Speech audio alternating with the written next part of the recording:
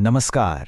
GSSB સીસીઈની તૈયારી કરતા હજારો ઉમેદવારોના મનમાં અત્યારે એક જ સવાલ ઘૂમી રહ્યો છે. ગ્રુપ એ પસંદ કરીએ કે ગ્રુપ બી? તો ચાલો આજે આ મોટી મૂંઝવણને એકદમ સરળ બનાવી દઈએ. જુઓ, આ કોઈ નાનો સૂનો નિર્ણય નથી.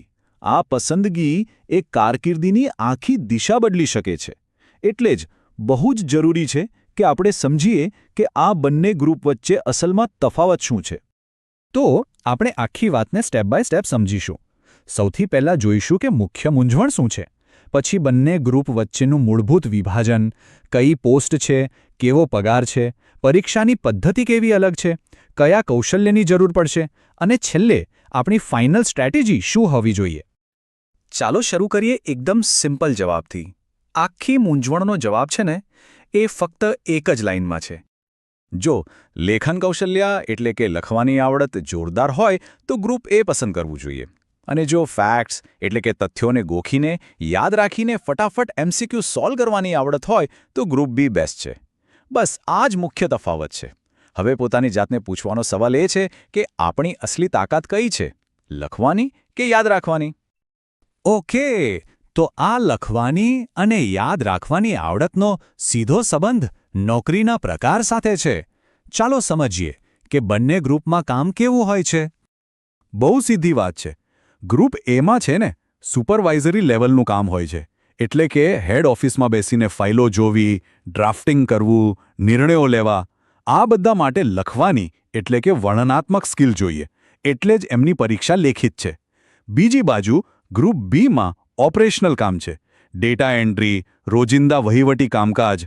અહીં તથ્યો અને નિયમોની જાણકારી વધુ જરૂરી છે.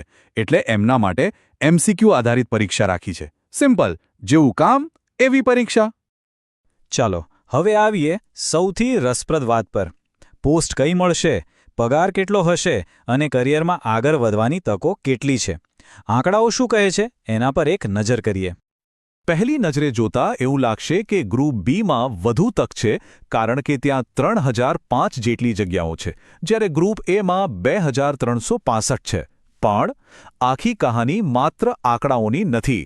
અસલી તફાવત તો હવે પછીની સ્લાઇડમાં છે. અને આ જુઓ, અહીં જ આખી ગેમ બદલાઈ જાય છે. ગ્રુપ એમાં હેડ ક્લાર્ક, સિનિયર ક્લાર્ક જેવી પોસ્ટ છે અને પગાર જુઓ 49,600 સુધી જઈ શકે છે. સૌથી મોટી વાત, અહીંથી પ્રમોશન લઈને મામલતદાર સુધી પહોંચવાનો રસ્તો ખુલે છે. જ્યારે ગ્રુપ બીમાં જુનિયર ક્લાર્કની પોસ્ટ છે, ફિક્સ પગાર 26,000 રૂપિયા છે અને કરિયરની પ્રગતિ સામાન્ય ક્લેરિકલ લેવલની રહે છે. તો પગાર અને પાવર બંનેમાં ગ્રુપ એ સ્પષ્ટપણે આગળ છે. સાંભળો, ગ્રુપ એનું સૌથી મોટું અને સૌથી ખાસ આકર્ષણ આ જ છે. કલેક્ટર ઓફિસ ક્લાર્કની 1600 જગ્યાઓ. આ એવી પોસ્ટ છે જે તમને સીધા મામલતદારના પદ સુધી પહોંચાડી શકે છે. આ ખરેખર એક જેકપોટ જેવી તક છે. પોસ્ટ અને પગારની વાત તો કરી, પણ સાચો ગેમ ચેન્જર જે ખરેખર નક્કી કરશે કે કોણ સિલેક્ટ થશે એ છે મુખ્ય પરીક્ષાની પદ્ધતિ. અહીં જ બંને ગ્રુપના રસ્તા એકદમ અલગ થઈ જાય છે. જો કે શરૂઆત બધાની એકસાથે જ થશે. પ્રિલિમિનરી પરીક્ષા એટલે કે પહેલું સ્ટેજ એ બંને ગ્રુપ માટે કોમન જ છે. 150 માર્ક્સ 2 કલાક. તો પછી રસ્તા ક્યાંથી અલગ પડે છે? પ્રિલિમ્સ પાસ કર્યા પછી. અહીંથી તૈયારી કરવાની રીત, મહેનત અને પરીક્ષાનો પ્રકાર બધું જ બદલાઈ જાય છે. આ ટેબલ પર ધ્યાન આપજો. ગ્રુપ એમાં લેખિત પરીક્ષા છે. કુલ 3 પેપર અને પૂરા 9 કલાક લખવાનું છે. 350 માર્ક્સ માટે. આ એક રીતે મિની જીપીએસસી જેવી પરીક્ષા છે. જ્યારે ગ્રુપ બીમાં ફક્ત એક જ પેપર, એ પણ એમસીક્યુ વાળું. 2 કલાકમાં 200 માર્ક્સ. આ ઉચ્ચ સ્તરીય તલાટીની પરીક્ષા જેવું છે. સીધી વાત છે, ગ્રુપ એ મેરેથોન છે અને ગ્રુપ બી 100 મીટરની સ્પ્રિન્ટ છે. તો હવે વધુ સ્પષ્ટતા માટે ચાલો અભ્યાસક્રમને ઊંડાણથી જોઈએ. આ જોયા પછી આપોઆપ સમજાઈ જશે કે આપણી શક્તિ કયા ગ્રુપ સાથે મેચ થાય છે. ગ્રુપ એમાં જુઓ, બધું લેખન પર જ છે. નિબંધ લખવાનો છે, પત્ર અને અહેવાલ લખવાના છે. અહીં સવાલ પણ એવા પૂછાશે કે 1857ના વિપ્લવના કારણોની ચર્ચા કરો. મતલબ અહીં ગોખણપટ્ટી નહીં ચાલે. અહીં તો વિચારોને શબ્દોમાં ઢાળવાની કળા જ કામ લાગશે. આ વાત બરાબર સમજી લેજો.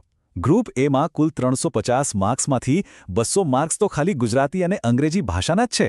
એટલે કે જેની ભાષા પર પકડ મજબૂત છે એ જ અહીં રાજા છે. હવે ગ્રુપ બીનો સિલેબસ જુઓ. અહીં આખી રમત ફેક્ટ્સની છે. સરકારી યોજનાઓના 30 માર્ક્સ, બંધારણ અને જાહેર વહીવટના 20 માર્ક્સ, સાથે ઇતિહાસ, વિજ્ઞાન, રીઝનિંગ. અહીં બસ જેટલું વધારે યાદ રાખી શકો એટલા માર્ક્સ વધુ. એટલે જ કહી શકાય કે ગ્રુપ બીમાં તથ્યો જ રાજા છે. જેની યાદદાસ્ત સારી છે, જે ઝડપથી તથ્યોને રિકોલ કરી શકે છે, એ આ પરીક્ષા આરામથી પાસ કરી શકે છે. ઓકે, તો હવે બધી માહિતી આપણી પાસે છે. તો ફાઇનલ સ્ટ્રેટેજી શું હોવી જોઈએ?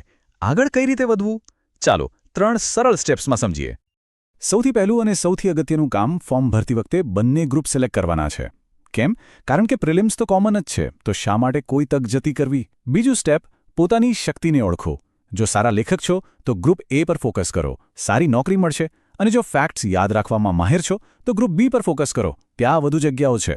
અને ત્રીજું સ્ટેપ, અત્યારે બધું ભૂલીને ફક્ત રીઝનિંગ અને ગણિત પર ધ્યાન આપો, કારણ કે પ્રિલિમ્સ પાસ કરવા માટે આ 2 વિષયો સૌથી નિર્ણાયક છે. 1 મિનિટ, તૈયારીની વચ્ચે આ એક ખૂબ જ અગત્યની વાત ભૂલતા નહીં.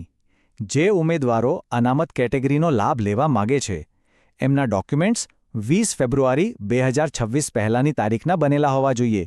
આ તારીખ ખાસ નોંધી લેજો. છેલ્લે એક વાત યાદ રાખજો, કુલ 5370 જગ્યાઓ. આ કોઈ નાની સૂની ભરતી નથી. આવી તક વારંવાર નથી આવતી. પછી ભલે ગ્રુપ એ પસંદ કરો કે ગ્રુપ બી, આપણું અંતિમ લક્ષ્ય તો એક સરકારી નોકરી મેળવવાનું છે. તો બસ હવે વિચારોમાં સમય બગાડ્યા વગર આજથી જ પૂરા ફોકસ સાથે તૈયારીમાં લાગી જાઓ.